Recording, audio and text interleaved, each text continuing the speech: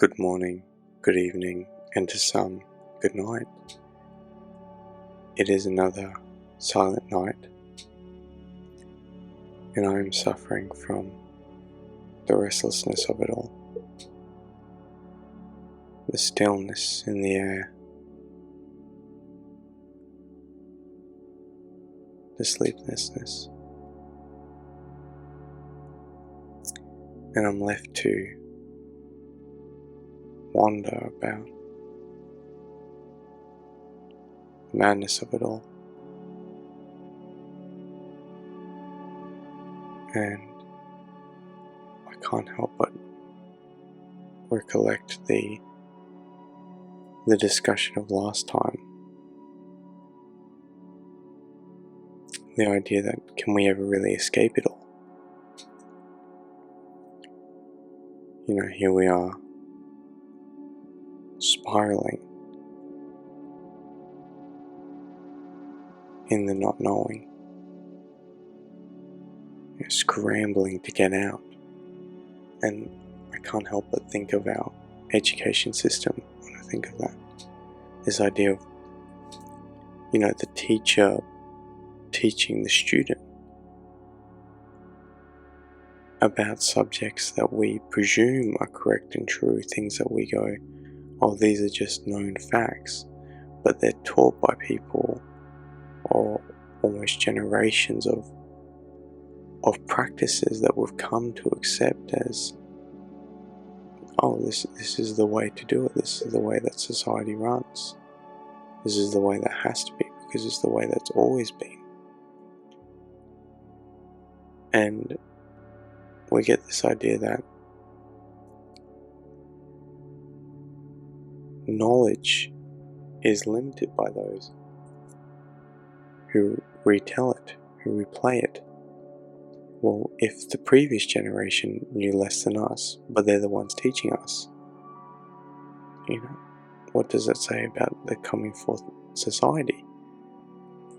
And what I mean by this is not to throw a spanner in the works or anything like that, but to really simplify my notion of what we were talking about last time, about this idea of seeking enlightenment. But if you're not enlightened, how can you reach enlightenment? If you don't know the truth, if you're surrounded with lies, well, how are you able to distinguish the truth from a lie when all you know is lies? You're only using lies to determine, oh, this sounds like it could be true. Well, how would you know? Because your mind is already corrupted. And in that education frame, what I'm saying is that we go back, into uni. Well, this person is referencing that person's referencing this person, and you go back a whole lineage of people. Okay, well, yeah, that makes sense, all right. This current research has got a million references, but you go back so far, and you realize, okay, no, we're actually building up. All our references are based on, at some point, someone who just went, this is the way I've interpreted it, this is the way I've seen nature and the way I've understood it. And this is not to be negative, this is not to be, disillusioned by the systems that we have, the practices that we hold. But really, I find that this system that we're in is one where it says, oh, this idea is incorrect, this idea is correct, and doesn't look at actually teaching people to think, but rather teaching people to regurgitate. We as a society, the way that we function now, we need more doctors, we need people to fulfill certain roles, we need the grocery worker as much as we do, the train conductor or the pilot or, the astronaut, just all the modes of transport. But in all honesty, I know I'm just picking one sector and really drawing it out, but yes, there's so much going on in society, and we need heaps of people to fill those roles. So we want them not necessarily to reflect on the system that they're in. We want them to continue the system to preserve the standard of luxury that we've become accustomed to. Humans have always been drawn to this laziness model. oh, actually, it's a lot easier to do it this way. But just because it's efficient doesn't mean that the system is effective. Doesn't mean that we're raising up a generation that can think critically. It just means that we're raising up a generation that can continue on the civilization that we've, become climatized to. And we look at someone like William Shakespeare. I love William Shakespeare. He writes, for me, and for a lot of us, I imagine, is that so relatable. He's such a human, very human ideas. I mean, I would consider him a psychologist for sure. Like, he has these incredible ways of using story to reveal the innermost mechanisms of us. But he's someone that didn't go to uni, and he's someone that a lot of universities use as a resource. Oh, okay, hold up, And then we've got Steve Jobs. There's so many people that didn't go into formal studies, and yet we reference them so heavily as people who know. But they lived in a generation that didn't know as much as we know now. So it's this idea of, well, what the stuff that we really know, is it knowledge, or have we deceived ourselves because so many people have spoken and we just have all the speakings of people? We go, well, that's knowledge. And I want to look at this idea, this notion, in, I guess, a bit of an allegory, but the lost man's notebook. Are we reading the notebook because we hope to go, okay, well, I've seen how the lost man is wandering around, and I've seen the paths he's taken, so I'm going to choose to avoid it. Again, that idea, well, if we're lost and that person was lost, can we really trust in the reliability of the source? Well, he was lost. Maybe he got the directions wrong even in this thing. He's written down about a tree, but he could have been deceived, he could have been mistaken one tree from another, and then the way that we interpret the text, are we interpreting it wrong? Or are we reading this text less for its accuracy and more for its relatability? That one of the main things that humanity can relate upon is this idea we have no idea what's going on. We all are just scrambling to find out, why are we here? What is our significance? Was I supposed to be born? And now that I'm here, what am I to do? And it comes from the idea we want to do because we want to be seen, and we want to be seen because we want to be loved. I know that at the core of our psyche is definitely this motivation and this drive for community, because I guess you could say it's Isaac Newton's theory of inertia, but something set in motion continues in the motion until another force is acted upon, as in the idea that the universe has been expanding, that life has been continuing to seek the preservation of life. Everything is looking to continue. And so in that desire of wanting to be loved and wanting to be seen, we're wanting to continue existence. We understand that, when you meet someone else, not only in a physical, intimate way, sure, that you create a literal child, but you can also, by interacting people with, create ideas, birth new ways of doing things. You think about the ways that, let's say, big cultures like the East and West, the way that we interact, and we can begin to say, oh, actually the East has some really good points. Oh, the West has some very good points too. We can adapt. We can work together to create something greater than our solo experience. I guess that comes from that idea of the university. That is even the notion of artificial intelligence, that it's the collection. Not saying that I approve of artificial intelligence, and if you ever read some of my books, I have a lot of complaints about technology, but I think symbolically what it represents is, actually no, this idea of the collective, the all the ideas of humanity, that all of us working together, it has beautiful connotations. It's just that instead of humans actually having to work through this idea of mediation and negotiation, we're just trying to create a system that well, humans are very violent upon interaction, so it's like, oh, let's just leave it to technology to solve it. We'll just put all our resources there so we don't actually have to interact with each other in person. I think that's a bit of a cop-out, but that's not what that's not what we're talking about tonight. What we are talking about, though, this lost man's journal and the relatability. Are we reading it because we realize, oh, actually, I know what it is to feel alone, and to feel lost, and to feel confused, and to realize now suddenly this isolating factor that I don't know, and I'm worried that I'll never be able to know because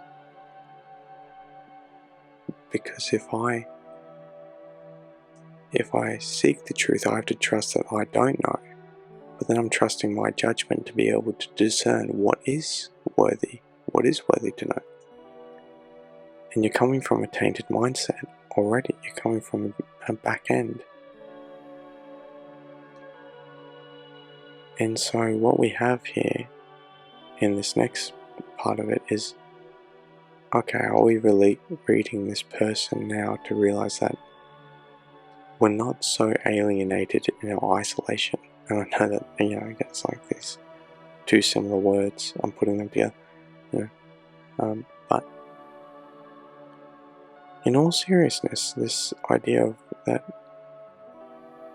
we're not realizing that other people have felt alone and lost and confused helps us to not feel so lost, or at least maybe lost, but not so lonely now being lost. As if sometimes when you face this idea of being lost solo,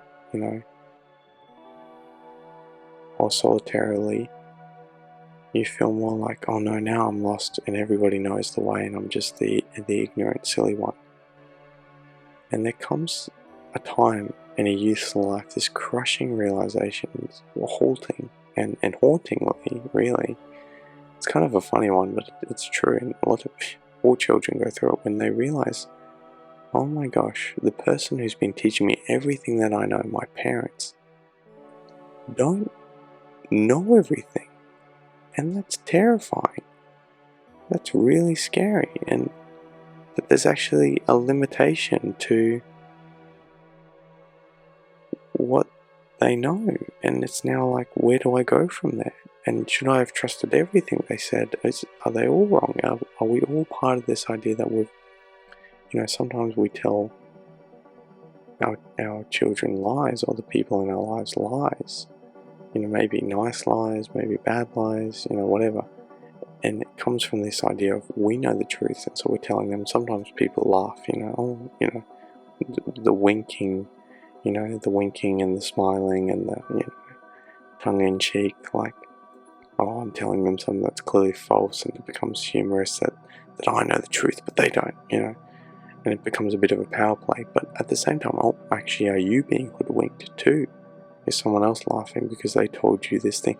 And even funnier, are you laughing because you think you've told a lie, and the other person's laughing because they first told you a lie, and so you're actually telling the other person the truth and thinking that you're telling them the lie? I know it's a confusing thread, but it can very quickly show you how far society can go. How quickly a lie can destroy someone, how easy it is to, in the pursuit of getting out of the lostness, get more lost and start to spiral. And this lost man's notebook, we're reading and perhaps not to find a solution, but to find a comfort. That we're reading all these articles and studying all these historical people, all these events and situations and repetitions, because science is wonderful, don't get me wrong, and you might be like, no, I get what you're saying, Midnight Memoirs man, that yes, there is a lot of things that we can't trust, because especially like English is very subjective, and I love English, I teach children English, so yes, but I also understand that yes, language is very subjective and all those things. So like the arts, oh yes, well yeah, we probably can't trust the arts, but science and maths, they're consistent. But there is still a lot of significant unknowns about science, and if we consider knowledge, based on, or science based on its consistency, well, first of all, the human existence has a cessation point. That is to say, one day the things that we consider consistent will be deceased. Like, for example, the sun and our concept of gravity and all these ideas that we trust in at least in our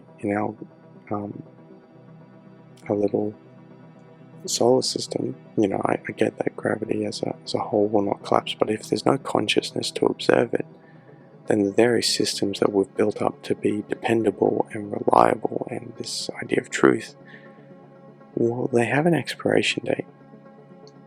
That the Earth only revolves around the sun so long as the sun is existent, and the thing that holds us into place, it's dependent on all these external factors.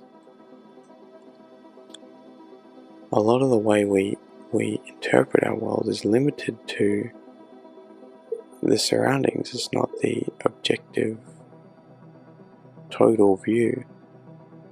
So our theories on gravity are only related to the size of our sun,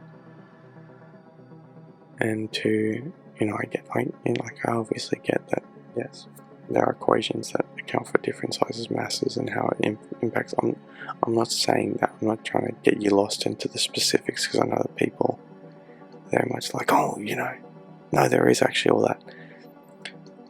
I'm trying to say that in the big, really big,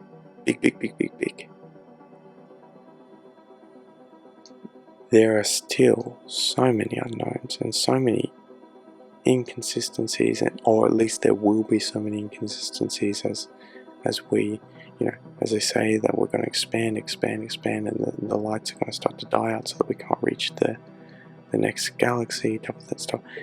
Not to stress you out, it's so many centuries away that it's not going to matter. But what does that mean for us? That we're putting our trust in this consistency now, but it's not going to be consistent, just as you trust your parents. And perhaps it helps us to survive.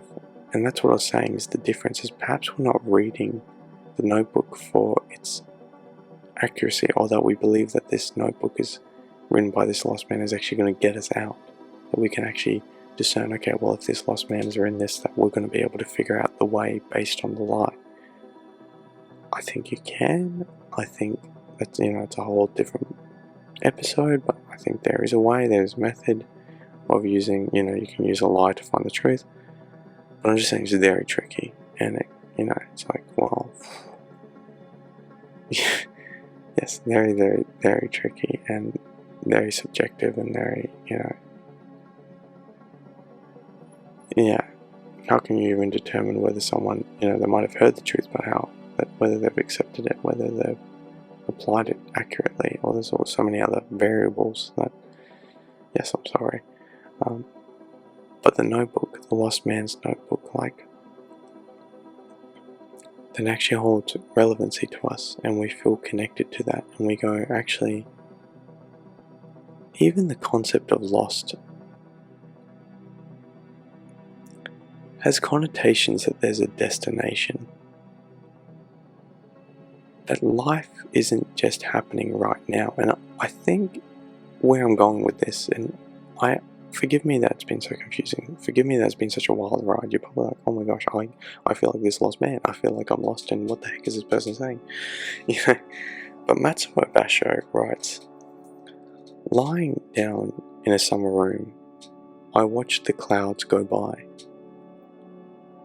It's just a beautiful haiku, and I've probably missed some syllables, and but it's just fantastic.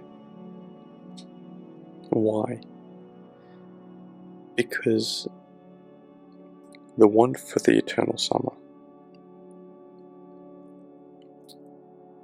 and someone lying down in that moment, in the eternity of now, and they're watching the clouds go by, they're watching it pass. Even in the bliss, the moment is passing.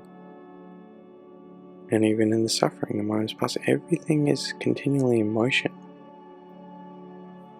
Expanding, spiraling the earth around the sun spiraling through space, the everything in motion, the universe, universium, Latin, and I might be quoting, don't quote my Latin, it's rusty, and even the pronunciation is probably terrible as well, sorry. But universium, Latin for one turn, uni, one. Verse, which you'd presume, as in our common thing, thinking of a verse is like a line or a word, but no, in this connotation it means turn. But if I was going to ask you what is the one verse of the universe, I think if we were to really assess that question, we'd come to the conclusion of existence. The one turn, the one word, the one verse is existence, that the universe is existing, expanding, growing, like its own little organism, its own little cells in a way, and stars are like the cells, as in they die and they their materials are harvested to almost improve and develop and expand. But even for us, what does it mean that life is bent on life? Life is looking to live. And some of us have got into the habit of not living but avoiding dying. And that is very, very dangerous thinking. That our only obstacle is to not die. No. The universe, one turn, it's to do an action completely in synchronization with everything else. So the goal is not to not die. Rather, it is to live. Rather, it is to realize that this notebook, this lost notebook, is actually a bit deceptive. I've done a bit of a deceiving you in this idea. The lost man's notebook. Who's to say he's lost? Did he say he was lost? He probably didn't think he was lost at the time when he was wandering around. He probably thought he was discovering all these things about the world. Is it my assessment of the man? Is it your assessment of the man? Is it his later assessment? Lost implies destination. Lost implies an end, a goal. He was lost on the way to. But perhaps we're not on the way to anything. Perhaps we are already doing the thing that we are supposed to be doing. I was disillusioned this morning when one of my theses that I've been working on, I was doing some research and I realized, there's some errors in it. Really disappointed and disheartened because it's hours of research and so much writing and work, and you have to go, well, yes, it's going to take more work to try and correct it, and maybe I can salvage it, and, or do I have to just completely scrap it and go, it's completely wrong? Where does it leave me? What is this light of the new research? And then you have to do almost more research on the research that you've just discovered, because is this research accurate? So I think you can understand why I felt quite lost and disillusioned. And I felt upset and I felt discouraged, and I was thinking about it as I was driving to go surfing. What does this mean for me? What am I trying to do with my life? Am I trying to provide this grandiose thesis to help people, to prove my significance, to prove that my life was not just wasted, I was not just a wasted birth, and it made me realize, sort of ponder on the motivation behind a lot of humanity's actions or intentions. And I thought of it this way. It's like a parent giving you firewood and telling you to carry it to the fire. I didn't create the wood, nor did I start the fire. No, and yes, obviously the song, but beyond the song, please. I didn't create the concept of fire. I'm not even starting the fire, you wouldn't tell a child to start a fire. It's just carry the wood. Carry the wood to the fire. Picking up something that we've never encountered before and something that we're just going to throw away.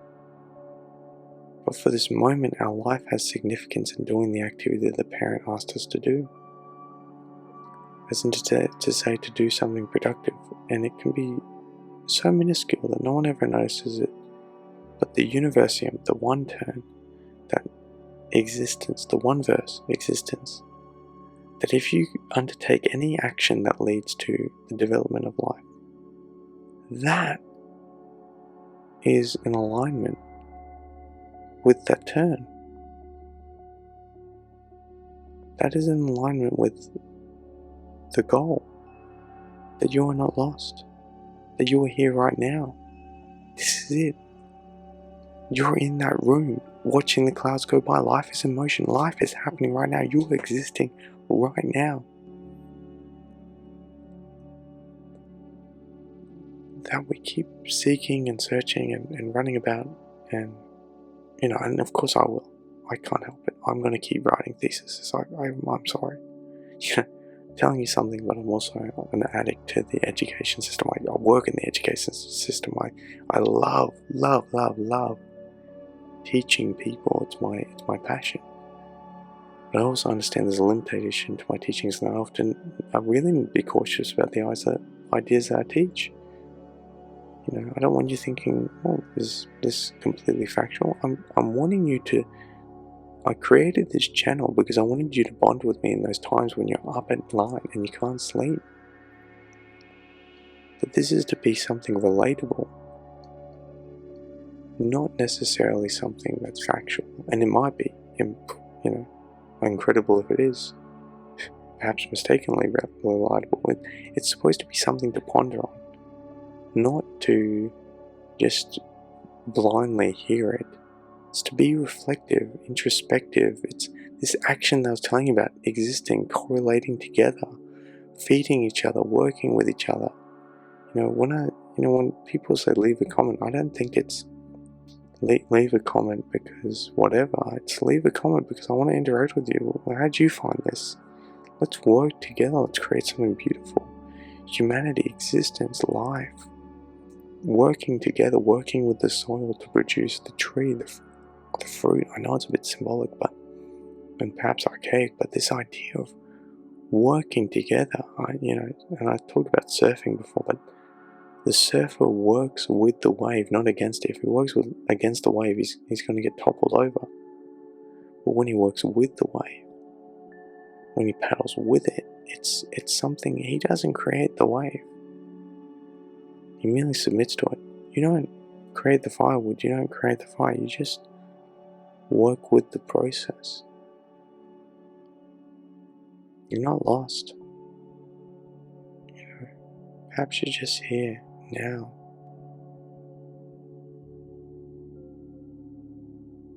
And realizing that, oh, actually, hold up, there's this bigger thing going on, that there's this idea that there's some sort of force propelling me to exist, propelling me to not only exist selfishly, but to exist in accordance with existence.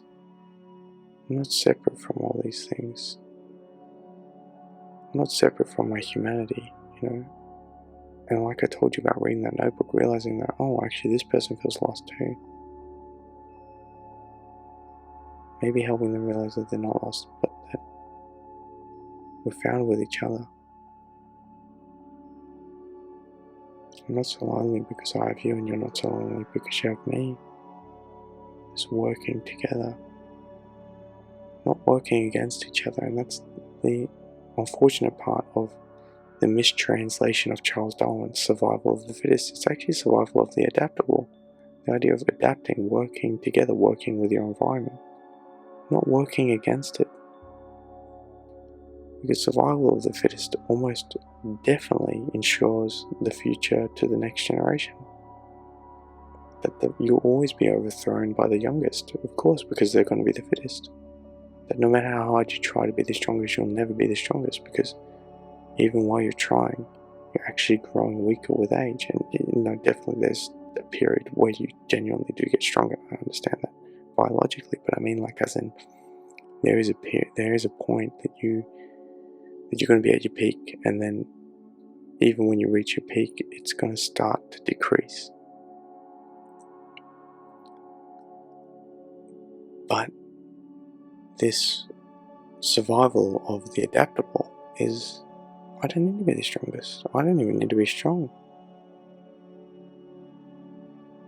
I'm working with others, creating something grander than myself, that even when I'm, kind of the idea of not existing, if you will, but I don't necessarily subscribe to that, but this idea of, when I've left and all that, that existence will still be going on, still be existing. Universium still turning, has always been, still turning, still seeking life and giving the opportunity to others. And that's what the idea of stepping back will come. It's not about me, and that you're no longer lost. You're here, and you're not set on a course, because the destination is always unfolding before us right now. The flower is blooming today. Here you are. It's beautiful.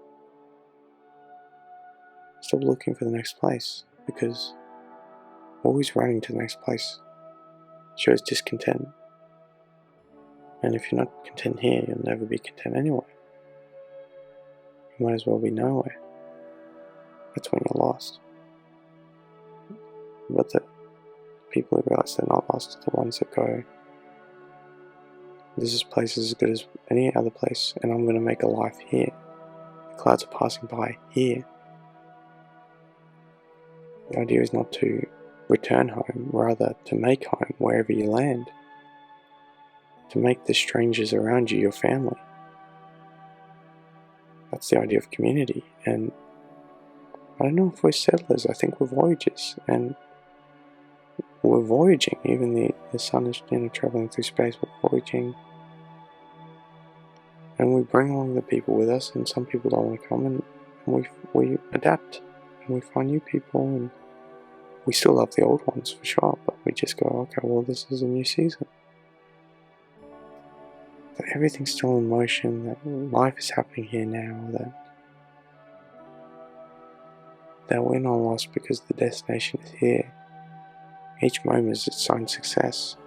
It's up to you whether you want to embrace it or not. And you have this opportunity to really hold someone else. Connect with someone else to go, I relate to that person because they're as lost as I am, and we're actually not lost anymore, that we're here. And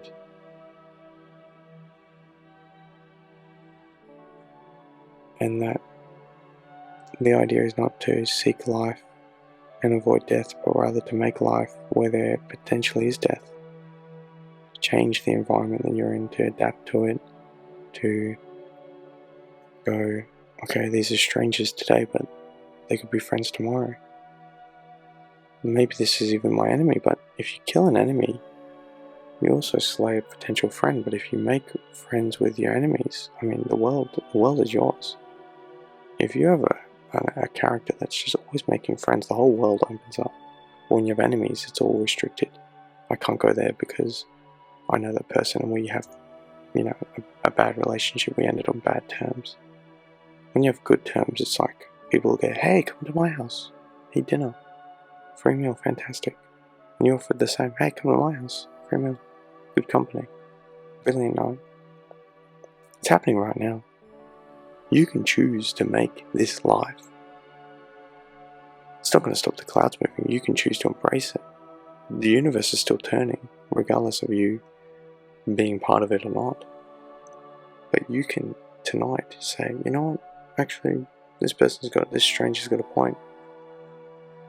and I'm actually just going to open up my heart to someone else. And, I open up my heart to so many people, and one of them's going to accept me, one of them's going to take me in, and rather, maybe they don't take me in, but I take them in. It's not about me anymore. I'm not lost, I'm just helping those who don't realize that here they are. And that's the premise. Not always to seek the ideal, but rather to make the ideal of what you found. And I think I want to leave you with that. And tonight, yeah, I will sit here, I will ponder on it, but I don't think it's so sad tonight. I think there's an optimism that we can find from all this, and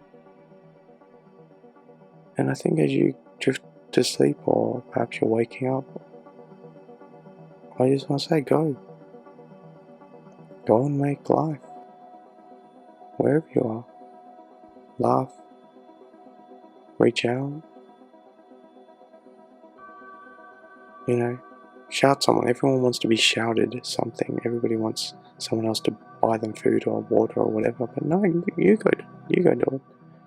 Make life, make peace, make love. I know it's silly and slogans, but hey, if we're talking about truth, maybe those are the only ones that have any truth to them, because they seem to definitely stand the test of time. And I was telling you about that cultural thing, but that is in a lot of cultures historically. I guess I could just say look it up, or don't. You're just looking at another lost man's journal, but maybe that's okay. Maybe it's the relatability rather than the reality. Anyway, I just want a better world, and I think you do too. And we can make this world the best by working with it, not against it. So as always, good night, good evening, and to many, good morning.